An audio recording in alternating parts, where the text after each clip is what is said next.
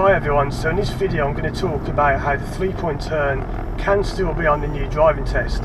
Now you may have heard, and even in my videos I've said, that it's been removed from the test and it won't be done anymore from the 4th of December.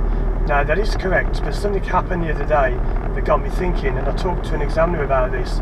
It's quite interesting what happened. Maybe not interesting if you're not an instructor, but to me it was quite interesting.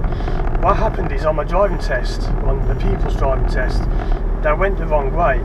I think the examiner asked them to go second right and they turned first right, and the examiner pulled them up and they said, okay, we've gone the wrong way, so what we need to do now is turn the car around to face the opposite direction and then carry on driving. And I remember that people said, well, I've already done the manoeuvre, and the examiner said, well yeah, but we've gone the wrong way, you need to turn the car around so we can go back the other way.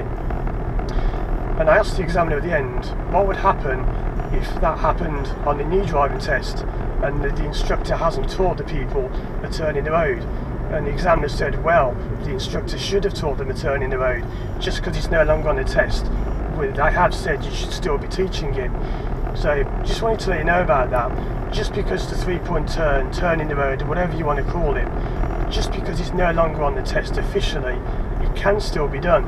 And hopefully you'll do it better than that van that's just pulled right out in front of me. That would definitely be a serious fault to fail on a driving test, because it made me slow down.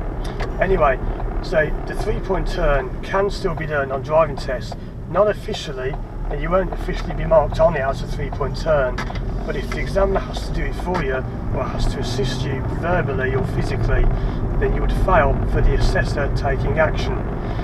So just wanted to let you know about that, especially any instructors that watch my channel. I know quite a few instructors watch, and I'm sure the vast majority of instructors will continue to teach people a 3-point turn or a turn in the road, because you don't have to do it in 3 points. But yeah, I've no doubt there are some instructors out there who are going to say, oh, you know, who cares, it's not on the test anymore, I'm not going to bother wasting time doing that. This man's going to put a bit of effort in to get out of the way. But yeah, so it should still be done. You should still be teaching people that, and pupils obviously still want to learn it. A lot of people that are learning with me have said to me, you'll still want to learn how to do it if they're not tested on it. And that's good, that's a good attitude to have. It's the same for like motorways. I mean, you know, I know for next year, motorways are coming into the to driving lessons. You don't have to do that, and it certainly won't be on the test at all, but it's still probably a good idea to do it. I must say I'm probably still going to do that with people after they've passed, because it's just something I think should be done at the very end, because you can't be having people stalling on a motorway and getting the wrong gear. That kind of thing has got to be long gone as a problem by the time you go on a motorway. But just so you know, there's nothing saying you can't be asked to do a 3-point turn or a 5-point turn on the new driving test, and I bet you there's someone out there who's going to get caught out because they haven't taught him.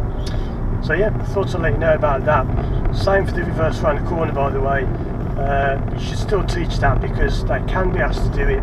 Imagine now this road was closed ahead, there's been a crash or something, they could still ask you to pull up and reverse round the corner, and if you say, well, I haven't done that before, that's going to be embarrassing for your instructor. I did have that happen to me once, many years ago, where I actually forgot. This is when I was quite a new instructor. I forgot to teach someone an emergency stop, and I was in the back of the car on the test. And the examiner said to the people, we're now going to perform the emergency stop.